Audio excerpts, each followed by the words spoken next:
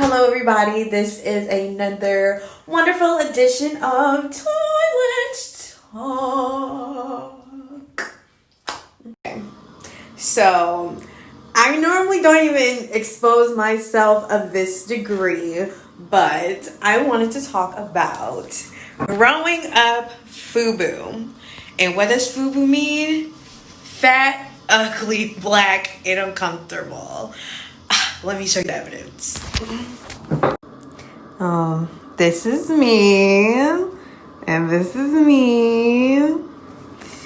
Yeah, I look miserable. Growing up as a fat kid is a very traumatizing experience.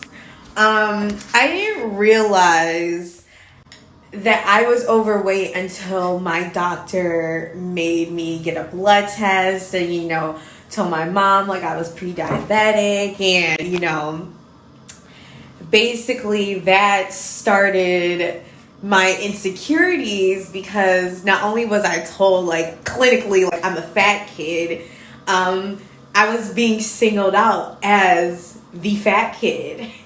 And growing up, it just kind of just made me really feel some type of way about my self-image.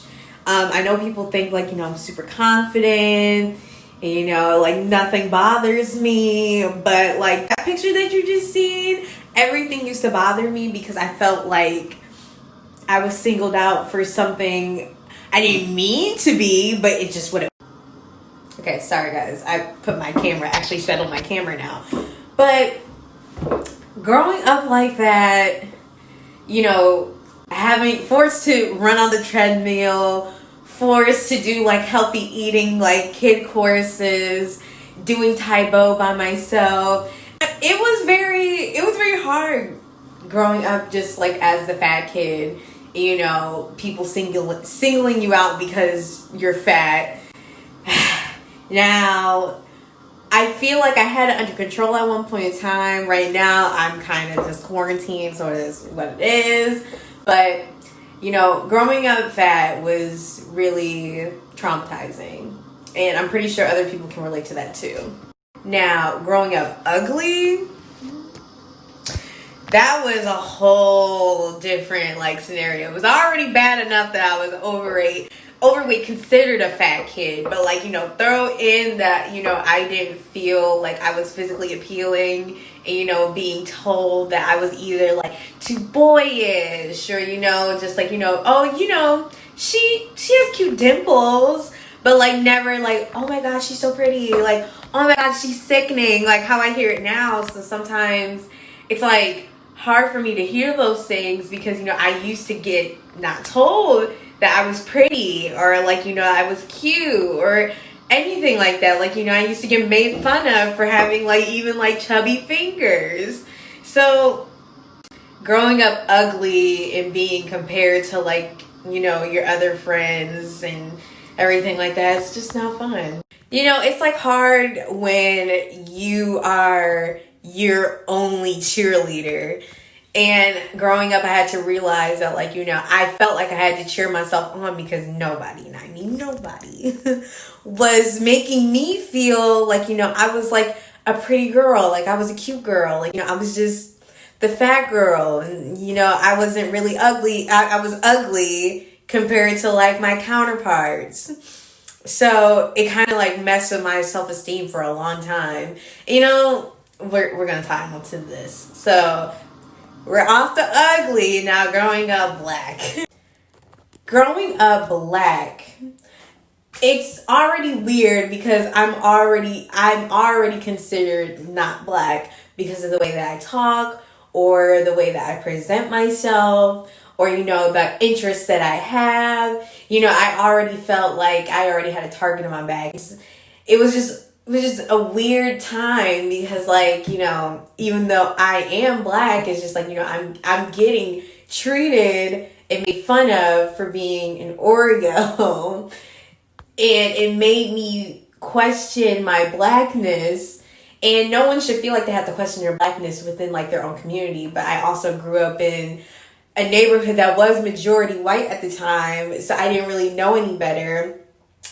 And just growing up and being made fun of for the way that I talk and, you know, ew, why do you like that? That's white. Like, you know, growing up like that was just also another struggle too. And so being called an Oreo by like your own black counterparts was kind of like discouraging and made me look at blackness a different way at one point in time because, you know, I didn't feel like I was comfortable enough to be in black spaces. Now, growing up uncomfortable,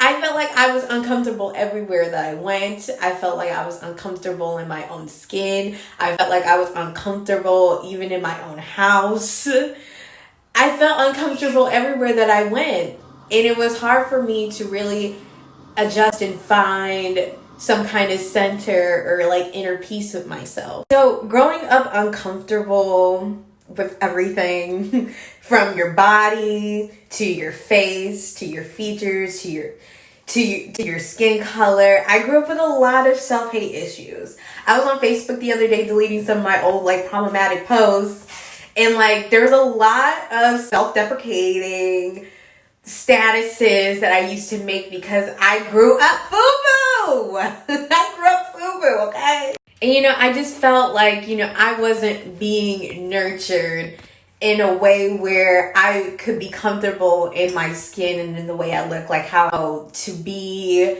the person to chase their dreams, okay? You know, right now I'm not ideally living the dream, but I also never would have thought I would see myself doing half the stuff that I'm doing. I mean, I grew up literally as a bookworm, and I blossomed into, I don't even know what this is, but, you know, I just grew up into a person who just really just doesn't give AF about anything or what people have to say, because for a long time, I've been told, like, you know, you are not good enough, you aren't this, you aren't that, you aren't this perfect way, so you need to do something about it. And, you know, I just got tired. I got tired of being FU.B.U. But due to recent events and situations, I needed to go back and talk to my inner child because I needed to tell her, you are worthy of great things, and you don't have to take everything that you get because you feel like that's the best that you're going to receive with every single thing. So I was looking at these pictures of myself, and I'm just like, you know, I'm getting triggered because I don't look like this anymore, and I've tried so hard to eliminate that side of me because it makes me sad looking at those pictures. It makes me sad looking like, you know, I was so uncomfortable with myself. Like, I really hated myself. And, you know, not everybody has the same experience as me. Like, you know, like I said, growing up FU.B.U is like, this is like my testimony, okay? Like, I'm laughing about it because, like, I really sat down and was just like, you know, hey, girl, you know, I know you think that you're, like, ugly and, you know, not a lot of people really go out their way to tell you how proud they are of you, but I'm proud of you. And, you know, it takes a lot for you to, like, talk to yourself and, like, speak kindness into yourself, because at the end of the day, all you have is yourself. And, you know, I got to a point where it's just like, you know, I need to keep telling myself these positive things. Otherwise, I'm never going to believe it. And, you know, one day when I have a daughter, like, I don't want her to feel like she's FU.B.U and that she's not worthy of great things, and that I don't want my daughter to ever grow up feeling like she's not worthy of great things, that she's incapable of greatness.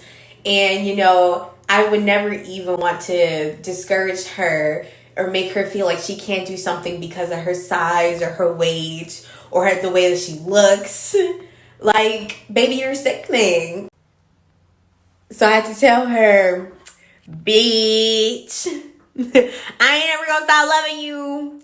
Bitch, you're pretty sickening and you're gonna be everything that you want to be and more in life.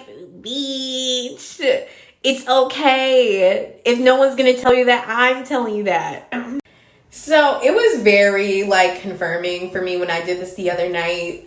I definitely shedded a couple tears because I'm just like, hey, this is like, I'm talking to my inner child right now. And you guys probably think like this bitch is like schizophrenic. Schizophrenia doesn't run in my family though, but no, I actually needed to like tell myself these things because, you know, I was in a place where, you know, I felt like I wasn't okay, seeking approval from everybody, doing so much for everybody but me. And it's because I grew up F.U.B.U.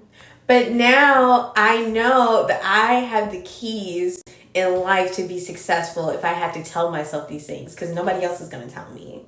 So I suggest anybody who's grown up with like self-esteem issues like me, you know, grew up fat, ugly, black, and uncomfortable like me, that talking to your inner child and helping her see the way will also help you. It'll help you see that, you know, you are much greater than what you've been told, and you are so much greater than what your self-esteem lets you to be. You know, for a while, low self-esteem has really crippled myself.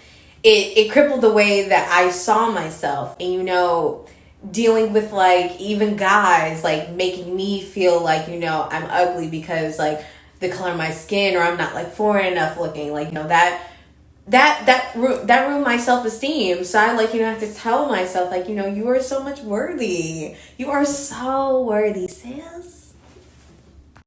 I am working on my growth right now as we speak. You know, I am not perfect by any means. I know that I have my flaws and my kinks, just like everybody else. But, you know, I'm really working on trying to fix myself and fix my esteem. So not only will I be a better Brittany for Brittany, but I can also be a different person when I'm outside in the world too. And, you know, I'm not going to be taking shit from anybody just because I felt like I deserve it. And, you know, in some instances I did, but now I'm to a point where I don't need to accept anything than less than what I've been deserving. So this is my toilet talk growing up F.U.B.U.